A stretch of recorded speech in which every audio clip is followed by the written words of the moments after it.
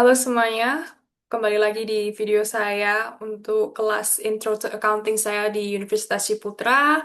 Pertama-tama perkenalkan nama saya Sania Triksi dan ini NIM saya. Dan video ini adalah lanjutan dari video saya sebelumnya AFL 1, di mana sebelumnya saya sudah menjelaskan dan menunjukkan pembuatan jurnal umum, buku besar, dan neraca saldo.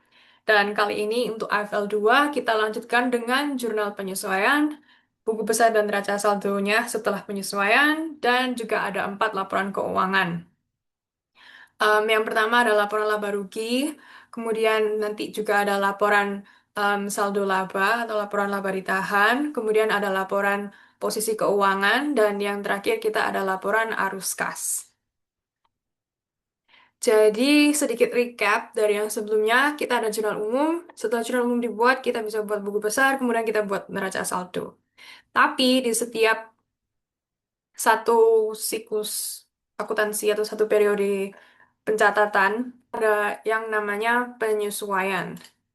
Jadi jurnal penyesuaian ini atau biasa Inggrisnya adjusting entries ini dibuat di akhir periode dan ini basically kita mau memastikan prinsip akrual terpenuhi. Dan prinsip akrual ini adalah pendapatan diakui saat diperoleh dan beban diakui saat terjadi. Tidak peduli dengan kapan kas diterima atau dibayarkan.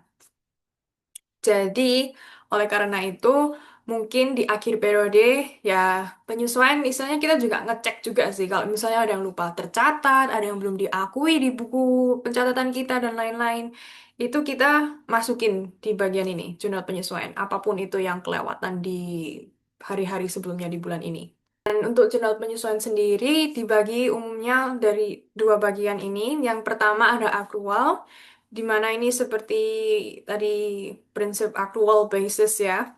Itu pendapatan telah diperoleh atau beban telah terjadi, tetapi kas belum diterima atau dibayar.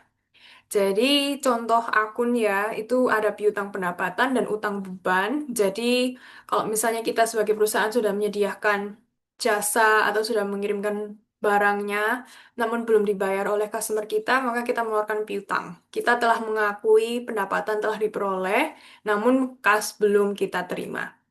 Dan untuk contoh satunya ada utang beban. Jadi utang beban itu contohnya kayak misalnya beban gaji karyawan ya. Mereka kita bayar tiap tanggal 25. Tapi tanggal 25 sampai 30 atau 31 tiap bulan itu kan mereka juga kerja ya, ada masuk juga kerja. Tapi itu kan kita bayarnya di bulan berikutnya. Nah, itu kan berarti kita misalnya utang ke karyawan kita gaji mereka. Jadi itu juga termasuk penyesuaian akrual. Dan setelah akrual ini ada deferral. Deferral ini kebalikannya, yaitu kasnya sudah kita terima atau sudah kita bayar, tapi belum ada tindakan atau jasa terjadi. Dan contoh akunnya biasanya untuk penyesuaian ini, itu ada pendapatan diterima di muka.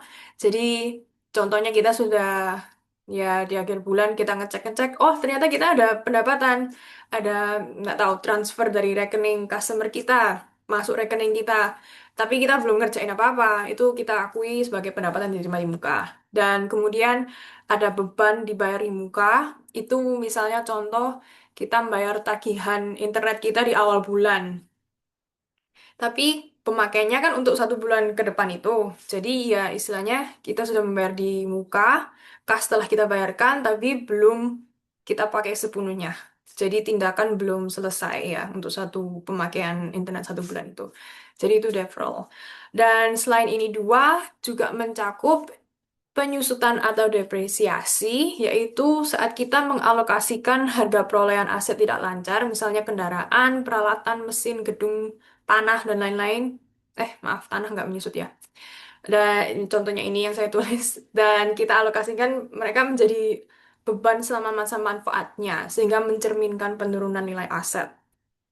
Jadi, kendaraan, seperti yang kita tahu ya, kita ya di luar usaha deh. Kalau kita sendiri beli mobil, kita mau jual lagi, harganya kan pasti nurun, menyusut, depresiasi, istilahnya seperti itu. Dan akun yang bersangkutan itu ada beban penyusutan apa, kemudian di seperti yang saya jelaskan sebelumnya ada debit dan kredit, dan biasanya akun satunya yang bersangkutan dengan beban penyusutan yaitu akumulasi penyusutan. apa. Jadi mereka selalu berhubungan, jadi tiap aset kita bisa lihat beban penyusutannya dan akumulasi penyusutannya. Kemudian di luar ini ada juga aset lancar kita atau mungkin ya lebih spesifiknya ya perlengkapan kita. Kalau kita pakai kan berarti mereka jadi beban, sudah bukan aset lagi. Nah, ini kita akui, kita sesuaikan di akhir periode.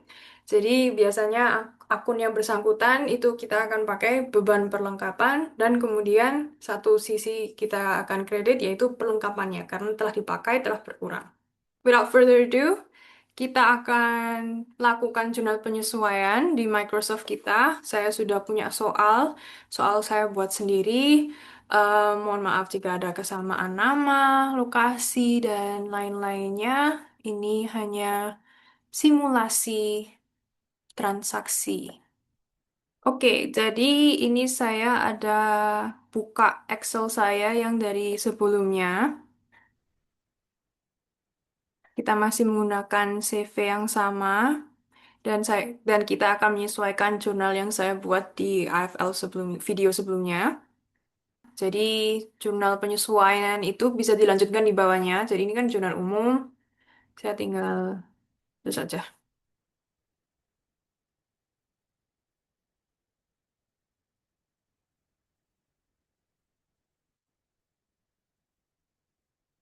Dan semestinya setelah penyesuaian ini juga ada penutupan, tapi kali ini kita cuma penyesuaian saja.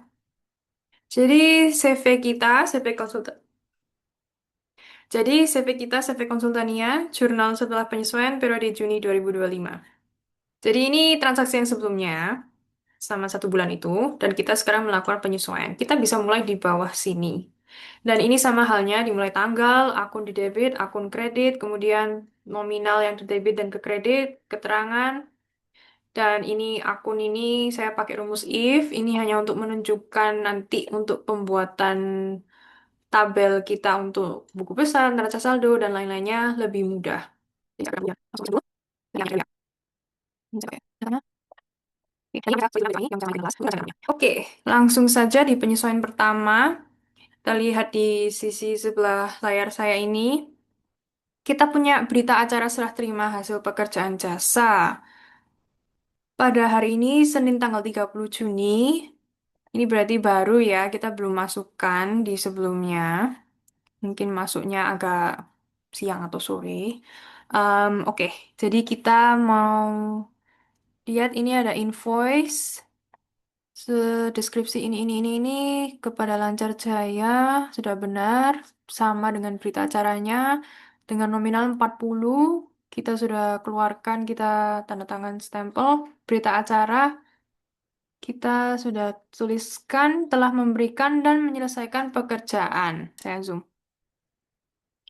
Jadi ini kita lihat menyatakan pihak kedua yaitu kita, sebagai konsultannya telah memberikan menyelesaikan pekerjaan kepada pihak pertama bernilai 40 juta. Pembayaran akan dilakukan oleh pihak pertama pada kita, pihak kedua selambat-lambatnya 30 hari kerja setelah tanggal berita acara ini. Oke, berarti ini kita sekeluarkan invoice, berita serah terima jasa tapi belum ada bukti pembayaran. Nggak ada bukti transfer, nggak ada kwitansi. Berarti bisa dikatakan ini adalah piutang. Oleh karena itu, piutang masuk di accounts receivable, bahasa Inggrisnya, yang di debit karena piutang adalah aset kita dan itu bertambah, maka mereka di sisi debit. Kita masukkan saja tadi nominalnya 40 juta. Sampai saja menggunakan titik membuka. Nggak ada. Piutang. Pas invoice 3006 2500. Oke, ya bisa angkat keterangannya. Dan oleh karena itu sudah berikan jasanya, maka ini adalah pendapatan kita. Pendapatan yang telah diperoleh. Ya, ya. Earn service revenue. Jadi service revenue akun yang dikredit karena pendapatan adalah ekuitas. Ketika ekuitas bertambah, maka dia ada di sisi kredit. Oke, lanjut. Setelah ini kita ada sama berita serah terima invoice, tapi kali ini kita punya bukti transfer yang dimana kita CV konsultannya adalah penerima. Invoice pembayaran keterangannya sudah sama untuk invoice ini. Kemudian serah terima jasanya kita baca dulu. Oh, ini serah terima tanggal 8. Transfernya tanggal 29, kemudian invoice-nya juga keluar tanggal 28. Jadi, ini kita belum akui, kita nggak ada pencatatannya ya. Di sini kita lihat dulu. Tanggal 28 nih kosong. Kelewatan berarti, keselip mungkin ya ini berita acaranya. Jadi, kita sesuaikan sekarang. Kita telah menyatakan bahwa pertanggal 28 ini pihak kedua kita, CV Konsultania, telah memberikan dan menyelesaikan satu sesi pekerjaan jasa konsultasi akuntansi dan pajak untuk periode bulan Juni 2025 ke pihak pertama, klien kita, bernilai sebesar 4,5 juta. Oke, itu berita acaranya. Tapi dilihat di invoice, kita invoice-nya ini ternyata jasa konsultasi untuk 1 tahun ke depan, 12 sesi tanda kurung. Ya kita asumsikan saja per bulan ada satu sesi ya. Dan totalnya 54 juta. Oke, oleh karena itu, pertama-tama kita sesuaikan dulu. Kita telah menerima kan ini rekening, apa?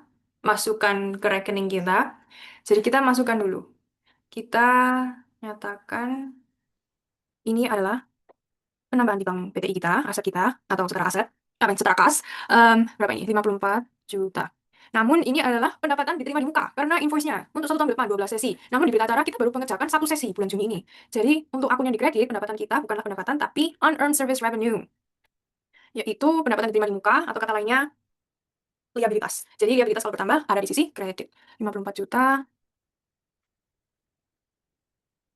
ini kita tulis, terima. Invoice-nya kita tulis juga, dia ini 2806202501 dan ini pendapatan diterima di muka.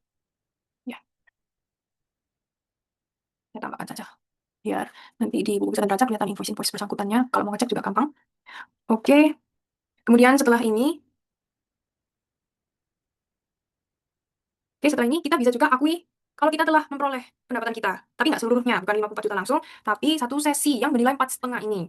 Jadi, kita bisa akui pendapatan diterima di muka menjadi pendapatan kita. Dan karena kita mengurangi pendapatan diterima di muka sebesar 4,5 juta ini, karena kita telah kerjakan, maka dia ada di sisi debit. Karena kalau liabilitas bertambah, ada di sisi debit. Jadi, kita akan service revenue dulu. Kita tulis 4,5 juta. 45, kelebihan 0. 4,5. Kemudian di sisi kreditnya, akun yang ke kredit adalah pendapatan kita. Karena ini telah menjadi pendapatan kita, maka dia ketika bertambah ada di sisi kredit, yaitu 4,5 juta.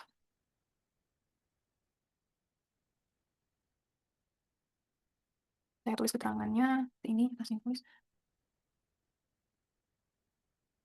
Saya akan terus mengerjakan sekalian, karena belum tuntas selesai.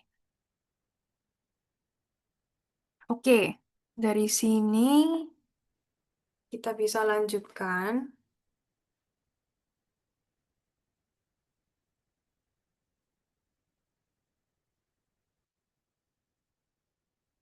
Apa ini? Ada dokumen yang sudah lecet-lecet ya.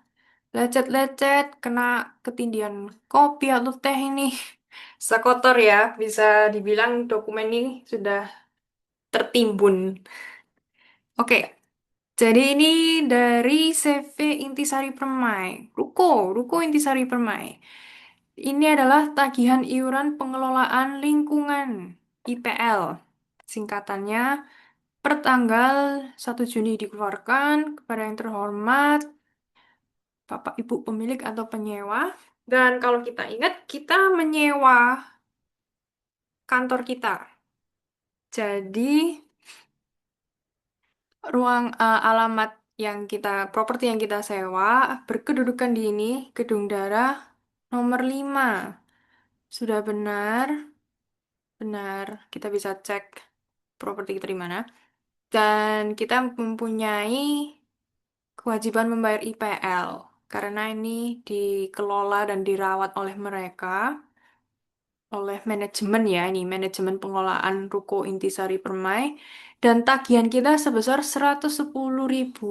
Harap pelunasan dilakukan paling telat 10 Juni melalui tunai atau transfer. Kemudian ditransfer dikirim. Tapi kalau dilihat Ini kita nemu suratnya udah lecek-lecek gini ya. Terus kita nggak ada bukti pembayaran, nggak ada bukti kwitansi dari mereka, nggak ada kita transfer juga. Berarti bisa dikatakan kita masih mengutang. Kita lupa bayar ini. Karena kita lupa bayar, tapi kita harus mengakui karena ya memang IPL ini harus dibayarkan ya beban untuk biasanya kalau menyewa atau mempunyai suatu properti di area di mana ada pengelolaan dari pusat kantor manajemen atau estate. Jadi ini kita bisa katakan kita akui sebagai utang beban. Oleh karena itu, untuk yang akun di debit, pertama kita akan mengakui expense. Expense-nya ini masuk ke dalam utilities expense.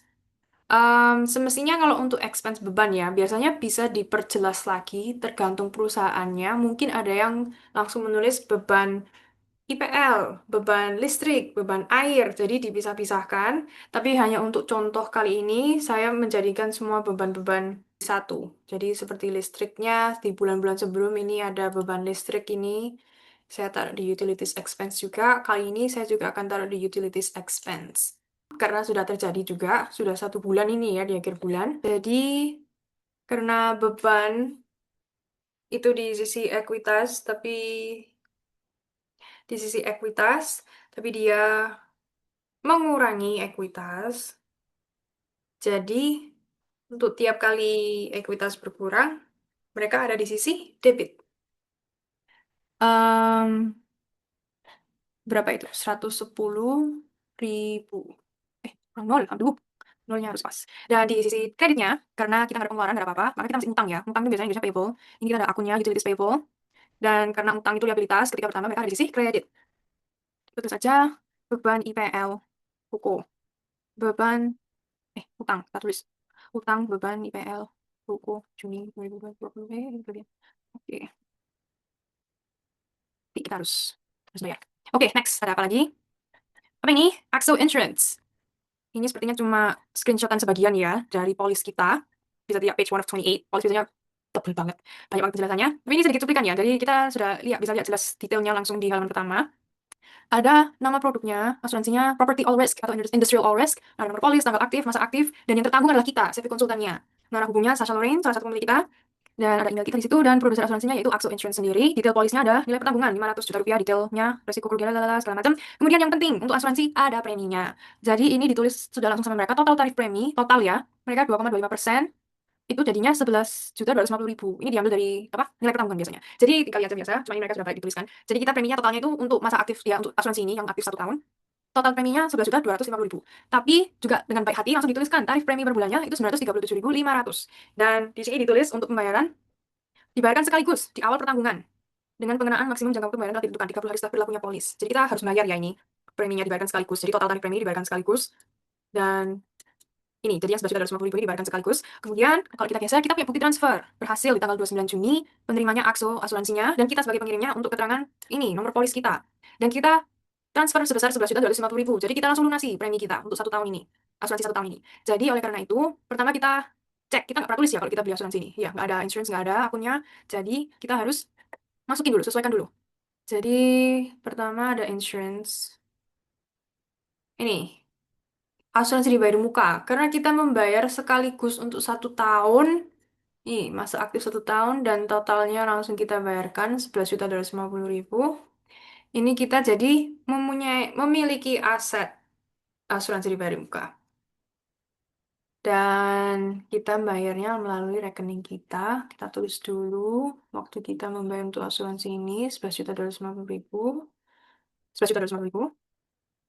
Asuransi Axo Insurance. Kita tulis aja langsung. 3141 729. PAL. Property All Risk. Jadi kita mengasuransikan tempat kerja kita ya ini sepertinya. Dan pelaku. Dan ini kita copy paste aja.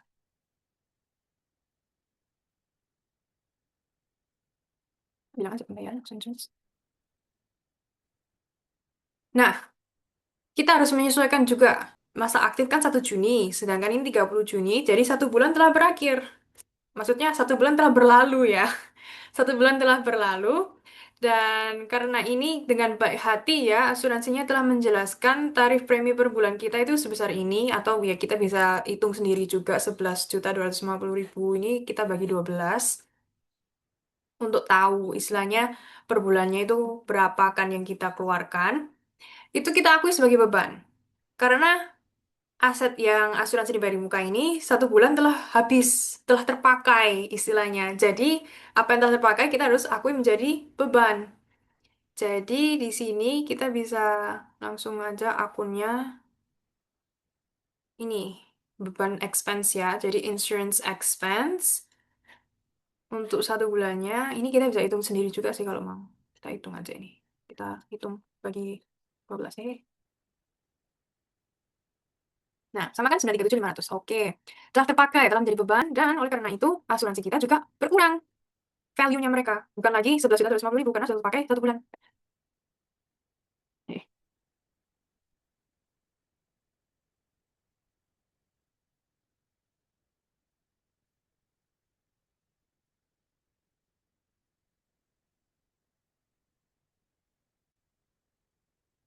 Nah, oke, telah kita sesuaikan. Kita lihat ada apa lagi. Ini, sama halnya dengan asuransi. Kalau kita ingat, di sebelumnya kita pernah ada ini, prepaid rent. Kita bayar tunai cash, ini juga kwitansi pembayarannya dari yang kita, bapak yang kita, apa, yang punya, yang mungkin ruko ini, penerimanya ini, dari Rolando. Ini kita bayar 12 juta untuk 1 tahun, dibayar muka. Dan sama halnya dengan asuransi tadi,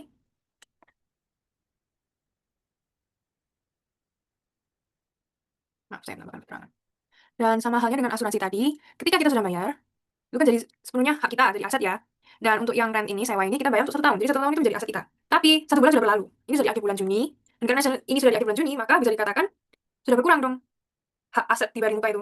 Oleh karena itu, sama halnya dengan insurance expense ini, beban asuransi, kita harus menyatakan sewa di Bari Muka ini menjadi beban sewa. Expense, ini, rent expense, beban sewa. Kemudian dia mengurangi sewa di Bari Muka kita. Jadi untuk 12 juta, untuk 1 tahun, per bulannya gampang ya, tinggal 12 juta bagi 12, jadi 1 juta.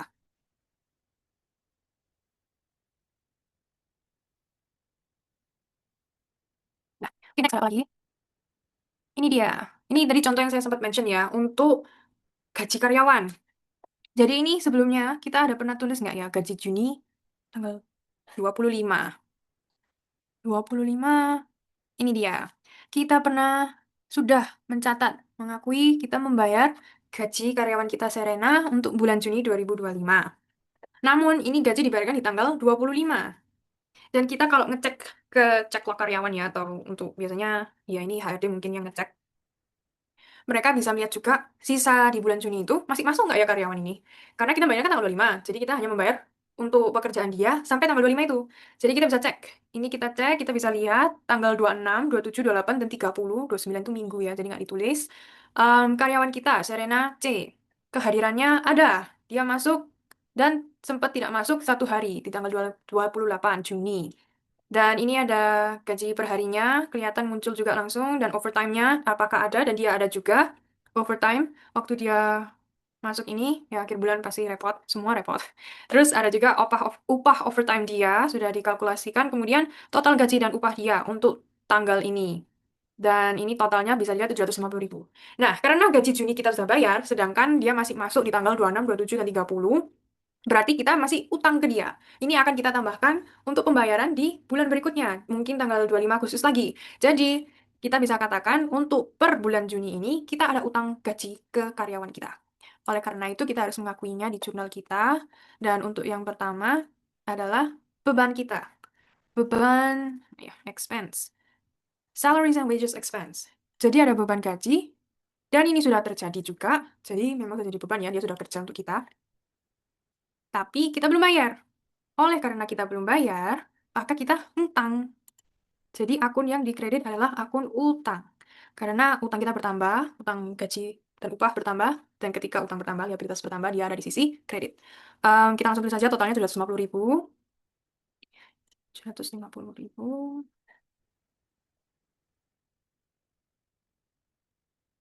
Utang.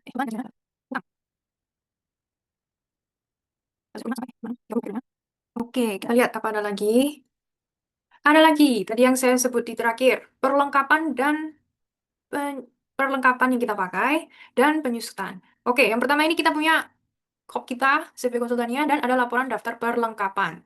Laporan daftar perlengkapannya ini per tanggal, salah tulis ini, 31. Yang benar 30 Juni ya, Juni itu 30 hari aja. Januari, Februari, Maret, April, Mei, Juni. 30 hari saja. Ini ada typo dari staff kita, ini disusun oleh staff pegawai kita. Tapi kita lihat aja isinya. Oke, untuk perlengkapan kita ada kertas dan ballpoint. Kalau kita ingat-ingat di awal bulan kita ada beli, Duh, ini. Kita ada beli kertas ballpoint dari CV toko perkap lengkap. Dan ada nominalnya di 720.500. 72.500 ini terpakai. Nggak semuanya, ini kita bisa lihat. Telah dihitung oleh staf kantor kita per tanggal 30 Juni. Ini sisanya segini. Satuan dia sudah hitung, totalnya jadi segini. Nah, ini laporan daftar perlengkapan di akhir bulan Juni. Awalnya kita punya 72.500, sekarang sisa 55.919 rupiah. Oleh karena itu, kita harus mengakui apa yang telah terpakai menjadi beban. Oleh karena itu, pertama kita pakai aja akunnya, cari dulu, yaitu akun expense, beban, ada ini, supplies, perlengkapan. Bebannya ini kita menghitungnya, yaitu di nominal awal, kemudian dikurangi dengan sisanya, 55.919. Jadi totalnya segini kita punya. Kok totalnya segini kita punya? Totalnya segini yang kita pakai selama 1 bulan Juni ini. 16.581 rupiah. Dan oleh karena itu, kita juga harus mengurangi dari sisi supplies kita. Yang asalnya tadi, berapa itu? 72.500. Dia sudah berkurang. Jadi ini kan. Dan yang kita tulis adalah berapa yang terpakai.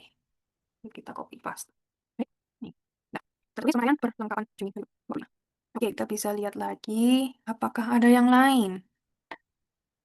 Oh ya, ada. Tadi perlengkapan, sekarang adalah peralatan kita. Mereka mengalami penyusutan. Dan ini sekali lagi ya, typo juga. Ini typonya banyak dan yang mengetahui pemiliknya juga nggak ngecek tanggalnya, nggak baik, nggak boleh ya. Cuma ini per akhir bulan Juni kita ada laporan penyusutan atau depresiasi peralatan kita. Dan ini apa yang kita punya, harga perolehannya dan berapa presentasi depresiasinya, kemudian total depresiasinya berapa, dan ini total dari seluruh peralatan kita. Karena itu kita perlakukan sama seperti tadi, beban perlengkapan kita, ini ada beban penyusutan peralatan. Jadi kita cari dulu akunnya. Ini ada depreciation expense equipment. Biasanya tiap perusahaan ya, mereka langsung tulis juga akunnya beda-beda. Kalau misalnya kayak mobil, mobilnya ada banyak juga. Mungkin itu ada yang menjadikan satu langsung beban penyusutan kendaraan, atau mungkin ada yang membeda-bedakan. Misalnya kendaraan mobil penumpang atau kendaraan truk. Kan itu beda-beda ya, nominal penyusutannya dan juga akumulasinya. Jadi mungkin ada yang membedakan. Ini tergantung lagi dari perusahaannya, COA mereka gimana, dan akun mereka gimana mereka menyusunnya. Jadi ini untuk peralatan kita jadikan satu semua. Dan ini akumulasinya, akumulasi depresiasi peralatan juga. Dan kita tulis saja, mereka menyusut sebesar 650.000 di bulan Juni ini. Dan harga mereka di awalnya itu, eh, dan kita bisa lihat mereka total penyusutnya bulan ini, yaitu 650.000. Kita tulis aja, beban penyusutannya sebesar ini.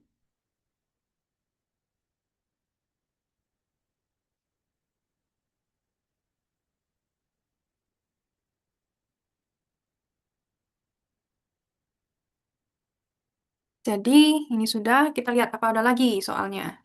Oh, tidak ada. Yang terakhir adalah penyusutan ini. Oke, karena itu, kita bisa membuat buku besar dan neraca saldo setelah penyesuaian. Karena kita ada tambahan ini nih, ada tambahan ini semua. Ini kita bisa highlight dulu, dan juga ada penyesuaian. Oke, bisa kita ulangi. Dan nominalnya sama. Jadi penyesuaian kita sudah benar. Bisa lanjut ke buku besar dan neraca saldo setelah penyesuaian.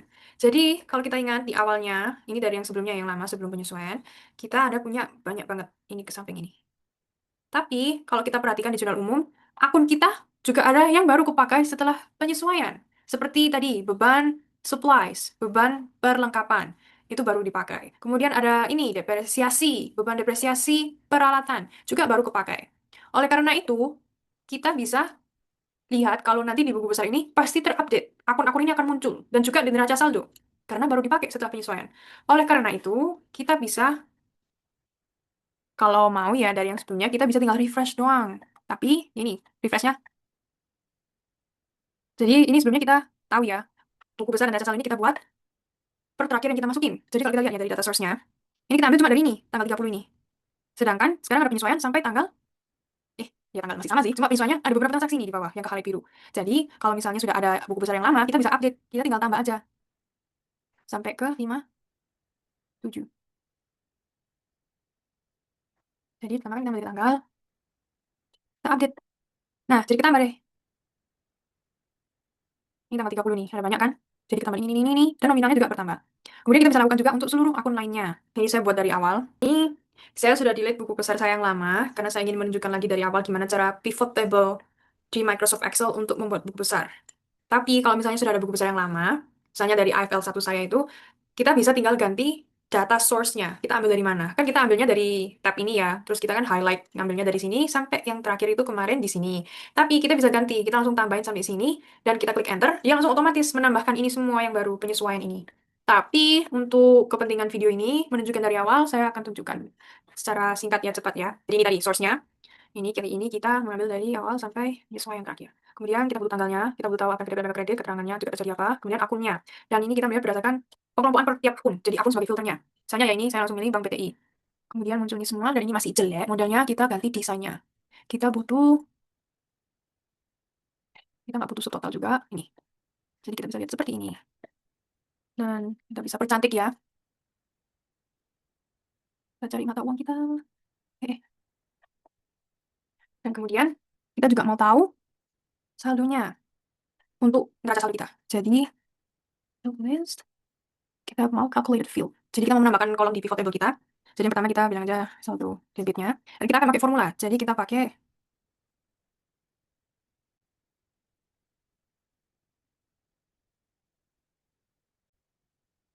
oke, setelah ini muncul, kita juga mau tahu saldonya untuk nanti kepentingan neraca saldo kita, saldo akhir tiap akunnya. Kalau ini kan kita lihat tiap transaksinya ya, ada berapa aja yang debit, berapa aja yang kredit. Tapi kita mau lihat itu, kita tambah di sini, calculate field. Jadi kita bilang aja saldo debit. Kita pakai rumus, if. Kalau debit lebih besar dari kredit, maka debit, jangan klik, maka debit dikurangi kredit. Kalau enggak, nol. Nah, ini muncul. Ini kita bisa hide. Dan setelah itu, kita juga mau menambahkan untuk kalau misalnya mereka akun yang bersaldo normal di kredit. Jadi kita pakai uh, buka kolom baru, pakai rumus sama if, pin untuk kredit. Kalau kredit lebih besar dari debit, maka kredit dikurangi debit. Enggak, nol. Oke, dan ini muncul. Oke, namun karena memang ini akun bank kita bersaldo normal di debit, debitnya lebih besar daripada kredit, maka dia muncul saldo akhirnya segini. Dan yang kredit tetap nol. Oke. Ini kita bisa percantik ya, namanya kita ganti aja. Ini yang ke debit, ini nominal kreditnya, dan ini saldo debit akhir, dan ini saldo kredit akhirnya. Oke, dan ini saya hanya akan copy paste untuk semua akun. Kalau ingat ya, buku besar itu semua akun yang ada. Jadi saya akan copy paste untuk semua akun yang ada.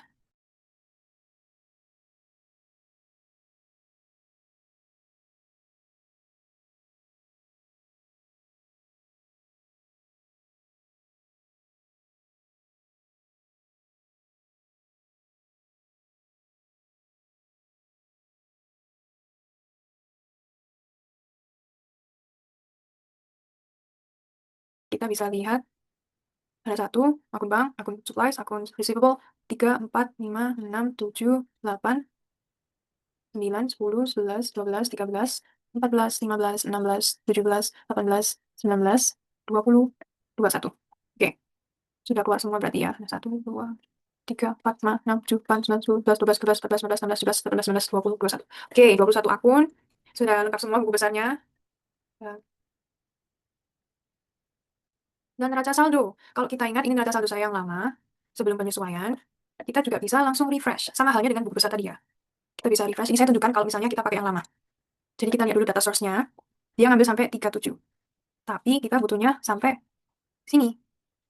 H57 nih. Jadi kita ganti H57, kita klik OK. Nah, muncul dia. Ini semua akunnya. Yang baru-baru ini, yang banyak apa expense-nya ini juga muncul semua. Ini expense-nya ini. Dan muncul semua, dan ini kita bisa perbaiki totalnya. Kita sampai sekarang 27.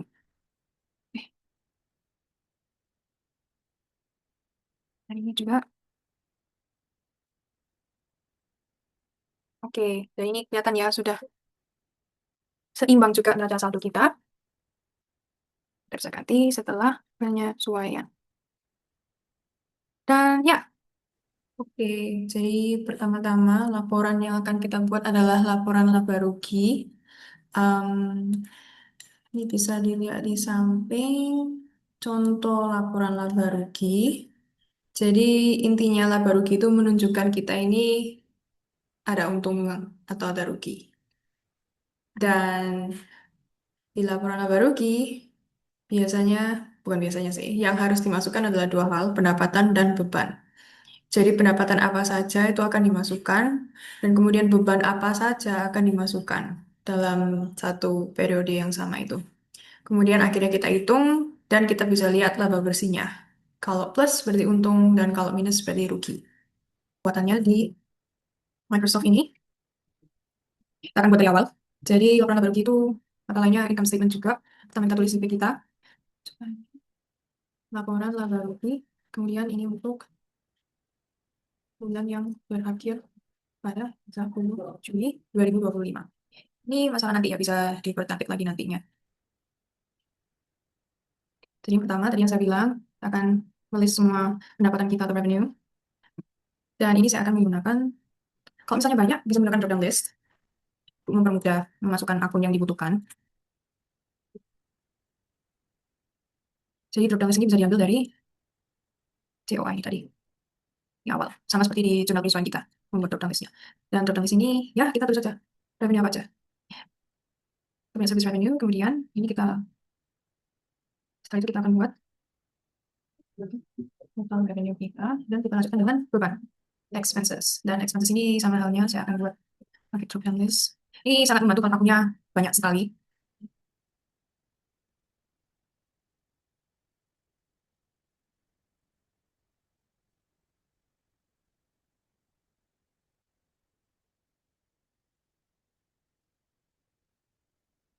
Ada beban asuransi, ada beban gaji, beban sewa, beban utilitas. Kita nggak ada beban bunga ya. Bisa kita lihat sendiri juga di sini. Ini ada beban apa saja. Dan ya, dan kemudian di sini kita bisa pakai rumus juga. Kita akan menggunakan VLOOKUP. Lookup value-nya ini, akun ini. Kemudian table array-nya. Ya,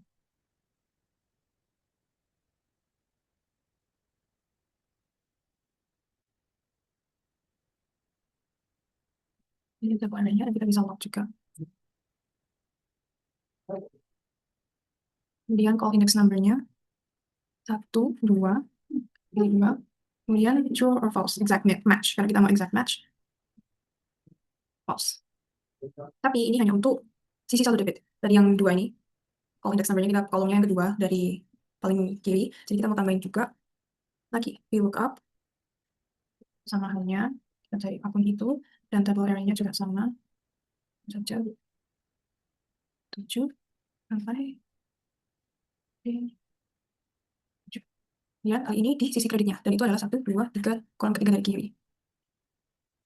Dan muncul. Ini mari kita buat nominalnya.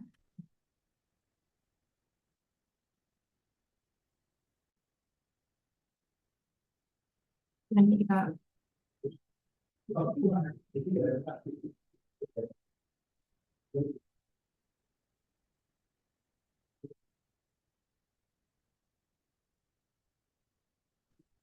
dari oke.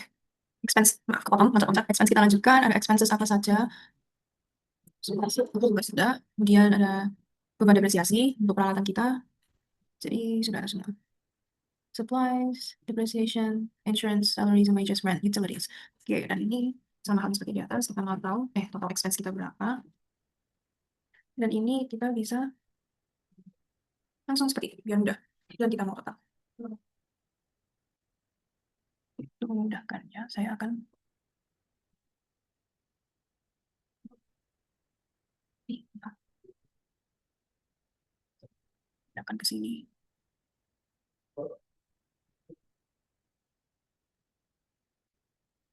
Di sini kita bisa tulis apa nanti.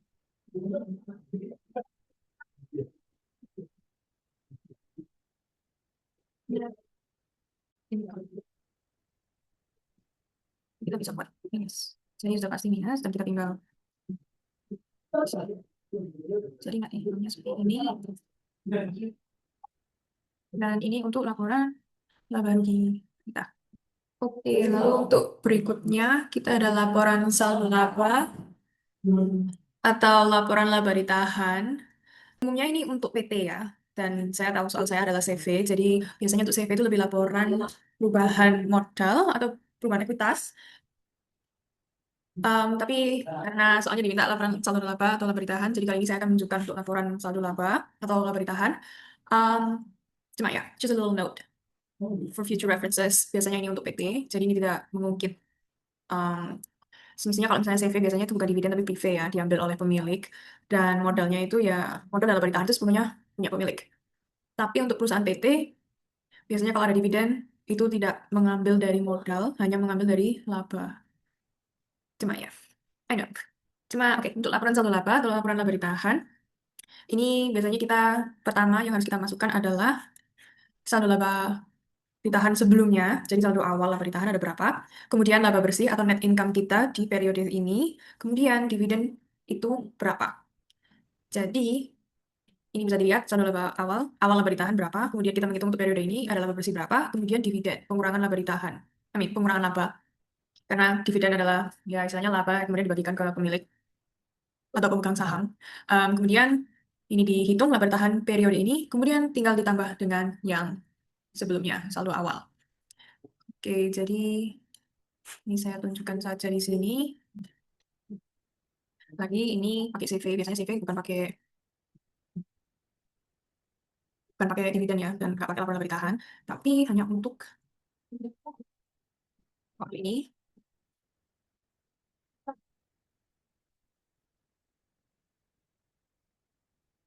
Jadi pertama, saldo.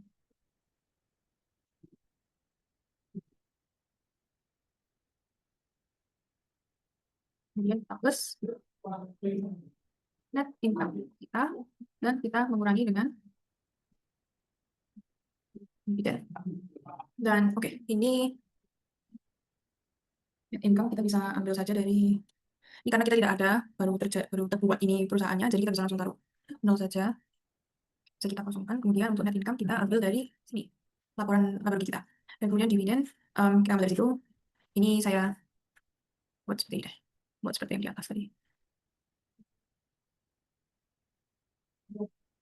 Kita bisa dividennya di situ.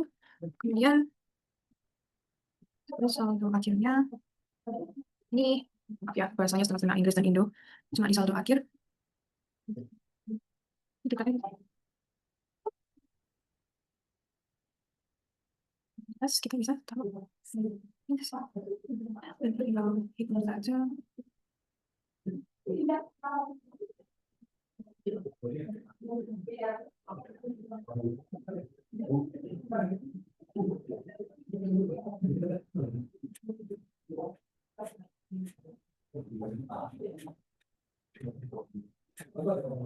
Awal ini awal dikurangi kemudian jadinya ada ini saldo akhirnya.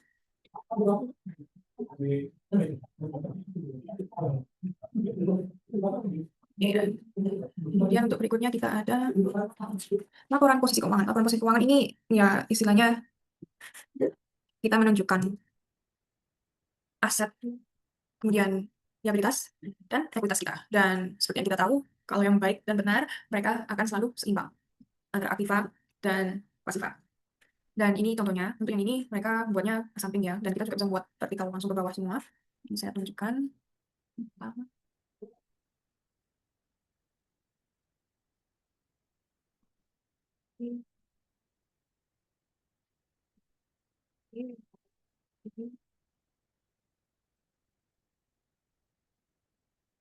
Dan ini kita mulai dari aset terlebih dahulu. Dan ini saya akan menggunakan seperti tadi ada drop down list-nya untuk memudahkan.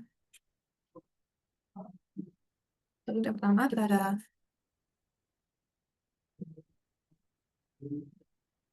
Cash, accounts receivable, piutang. Kemudian kita punya supplies kita. Namun supplies kita dikurangi.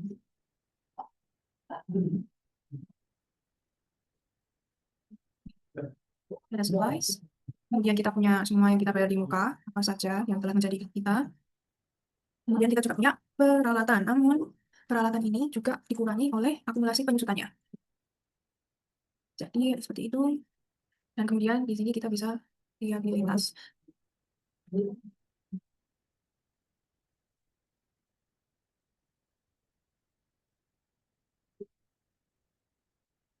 Kemudian kita bisa lihat liabilitas pertama-tama yang kita punya ini ada akunnya. Kemudian kita juga punya utang ke klien, jasa belum kita berikan. Kemudian kita ada utang lainnya seperti beban apa utilitas kita belum bayar. Dan kemudian kita juga punya salaries dan wages payable. Dan setelah itu kita bisa terus aset.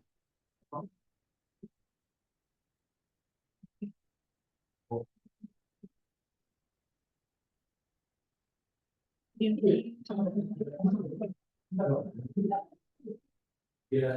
ini kita memasukkan ekuitas dan ekuitas kita ada capital modalnya modalnya kemudian kita juga ada eh kita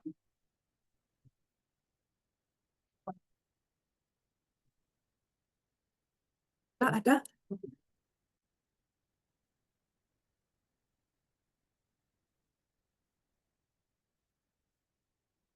kita juga ada ini kita harus memasukkan saldo laba di bank dan ini kita ambil dari ini memasukkan ekuitas. Kemudian untuk ini kita bisa lakukan hal yang sama seperti ini.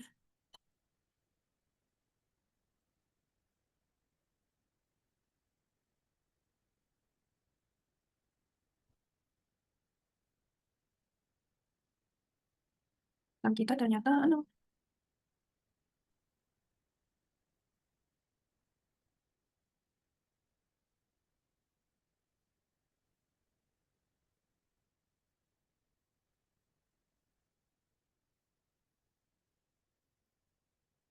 ini kita tulis total yang ekuitas terus ekuitas kita ada berapa ini kita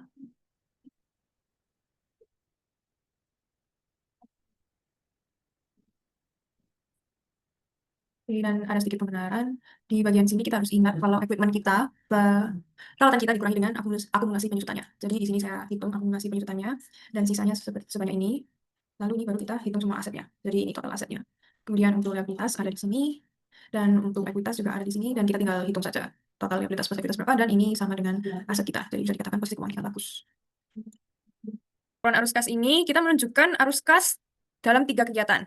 Pertama, kegiatan operasi. Kegiatan operasi ini mencakup penerimaan dari pendapatan dan juga pengeluaran untuk beban. Kemudian kegiatan berikutnya investasi, ini pembelian perlengkapan dan peralatan dan juga instrumen investasi lainnya. Jadi misalnya perusahaan bermain di saham, bermain di obligasi, dan semacam-macam lainnya, aset yang jangka panjang ya. Itu kita masukkan ke dalam kegiatan investasi. Dan kemudian arus kas dari kegiatan pendanaan. Kegiatan ketiga. Dan pendanaan ini ada hubungannya dengan modal, dividen, dan kalau misalnya CV ini seharusnya prive ya, tapi saya sudah terlanjur menggunakan dividen untuk contoh soal ini, jadi saya akan meneruskan dengan dividen. Dividen ini biasanya untuk PT juga. Oke, dan ini ada kas neto dari tiap kegiatan, dan kita menghitungnya di bagian ini kalau misalnya ada kas di awal periode, jadi sebelumnya, dan di akhir periode ini totalnya, periode ini 30 Juni 2025. Jadi untuk mengetahui ini, saya akan menggunakan rumus sum if. Tapi untuk menggunakan rumus sum if, saya harus mengkelompokkan dahulu di jurnal kita, transaksi apa saja yang termasuk ke dalam operasi, investasi, dan pendanaan. Jadi kita lihat dari akun, tadi saya bilang akun bank, yaitu akun setara kas dan akun kas kita. Jadi ini yang pertama, ada akun bank. Untuk setor modal, jadi saya akan memberikan tanda di sini D, pendanaan. Kemudian di sini juga ada bank lagi untuk setor modal. Saya akan kasih D. Kemudian ini equipment dan supplies.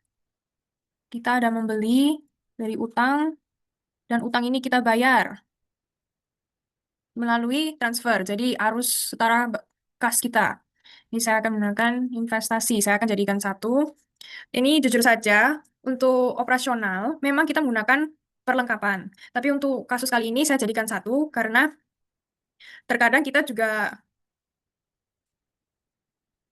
saya jadikan satu karena transaksinya juga jadi satu di sini. Ini tergantung dengan perusahaan masing-masing ya, membedakan atau tidak.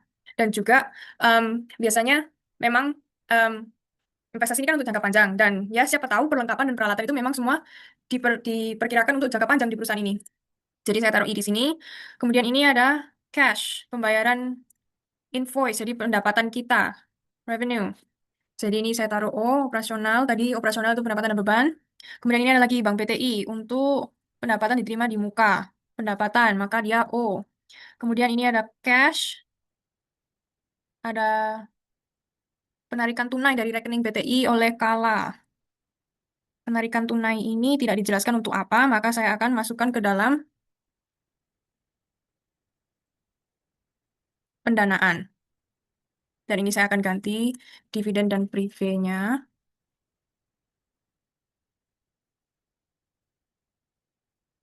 Dividen dan prive saya akan menggunakan lain, yaitu DP.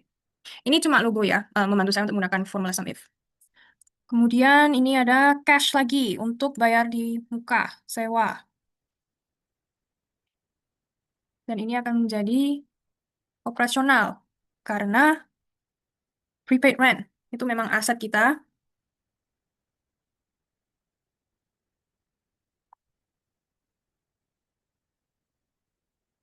Itu aset kita untuk operasional sehari-hari.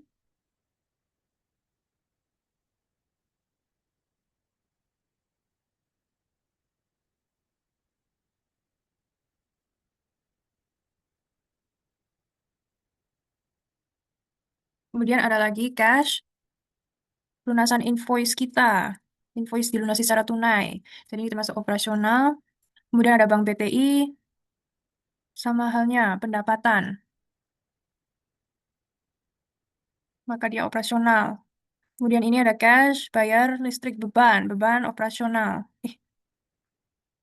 Kemudian sama halnya ada beban lagi dibayarkan melalui Bank BTI, maka operasional. Kemudian ada ini dividen ya, ini biasanya seharusnya prive. Saya akan gunakan pendanaan DP tadi. Itu dividen dan prive. Kemudian ini dimasuk penyesuaian sudah, kita ada Bank BTI, pendapatan, pendapatan masuk di operasional. Kemudian unearned service revenue, ini service expense, dan ini ada Bank BTI. Kita membayar asuransi, asuransi untuk operasional, maka kita akan menggunakan O. Kemudian ada apa lagi? Ini utang, bukan, nggak ada kas, dan itu saja untuk yang kas dan setara kas. Setelah kita menandai di sini, kita kembali ke laporan kita, maka kita akan menggunakan rumus sum if. Range kita kembali lagi ke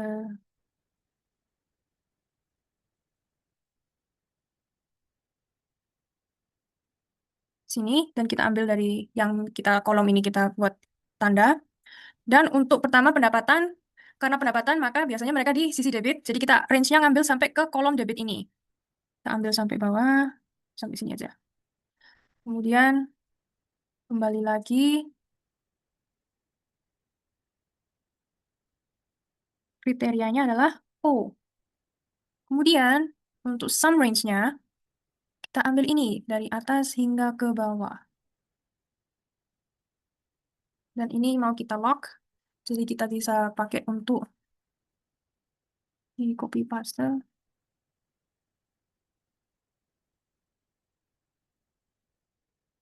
Sini juga.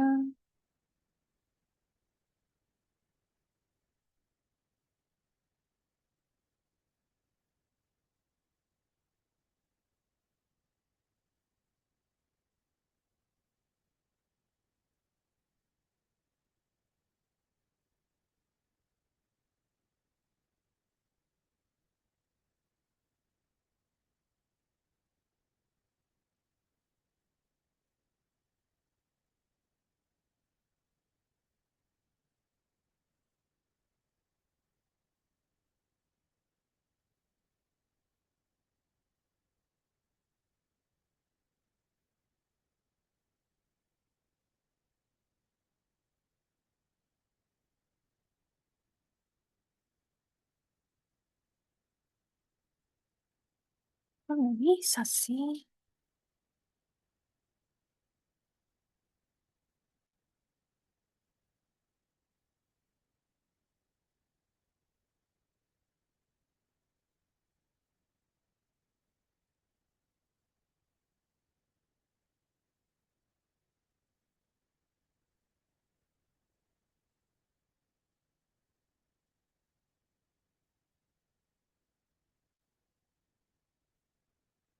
Oke, jadi setelah kita tandai ini semua, saya tandain tiap transaksi, kita kembali ke sini, kita gunakan rumus kita sum if, range-nya, kita ambil dari kolom di mana kita tandai. Dan untuk yang pertama tadi pendapatan, karena pendapatan itu berarti kan waktu kita menambahkan kas atau setara kas kita. Jadi kita akan meng-highlight sampai di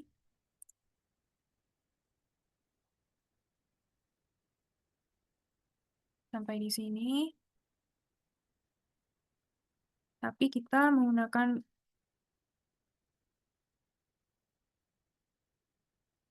Oke, jadi setelah kita oh my God, why was it so hard?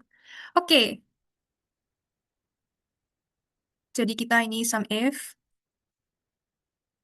sama kriteria apa range-nya. Range kita ambil saja dari kolom sini sampai kita mau tahu nominalnya ya. Saya akan highlight sampai sini dan saya akan lock. Jadi bisa kita gunakan di bagian lain nanti karena sama range-nya. Kriterianya tadi untuk kegiatan operasional di bagian pendapatan kas ya, di bagian pendapatan pemasukan kas. Dan karena saat kita menambahkan kas kita atau setara kas kita itu berarti aset kita bertambah maka dia ada di sisi debit. Maka pertama kriterianya tadi O sudah kita tandain. Dan ini sum range-nya saya akan highlight dari yang sisi debit saja. Kemudian ini saya akan lock dan kita lihat ini keluar. Ini masih dolar, mari kita ganti countingnya.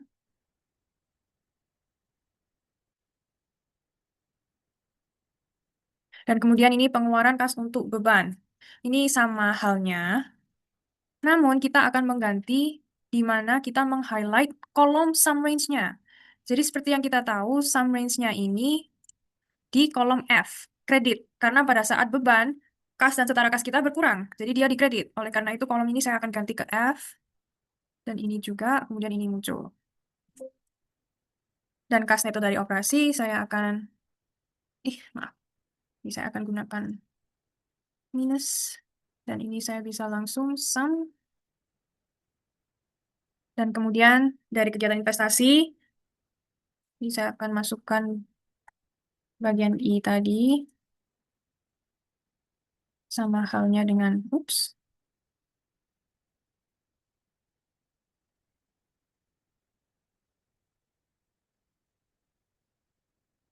ini dia minus ya, karena dia pembelian ya. Jadi sum if-nya, ini saya akan copy paste dari sini saja. Dan kemudian saya akan ganti I-nya.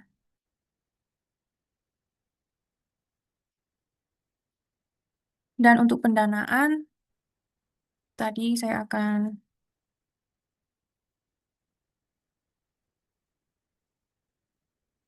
menggunakan ini sama juga, tapi saya hanya akan mengganti ini di bagian D, penyetoran modal. Ini ada kesalahan ini.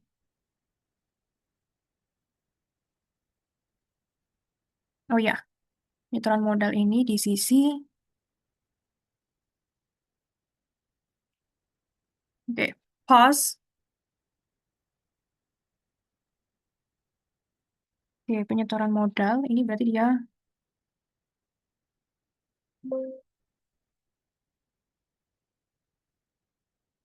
ada di sisi debit, maka itu saya akan balikkan ke E, kolom satunya, dan kemudian ini pengurangan. Dan pengurangan ini saya akan ambil di sini, namun saya akan ganti dengan DP.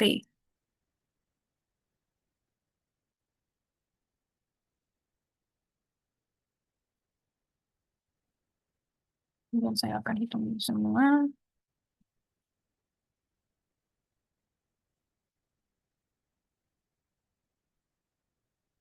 Dan kas awal periode ini 0, jadi saya akan langsung masukkan Sum dari ini hingga terakhir. Dan ini kita bisa lihat kas di akhir periode ada seberapa banyak. Dan selesai AFL 2 ini. Terima kasih atas perhatiannya dan kita ketemu lagi di berikutnya.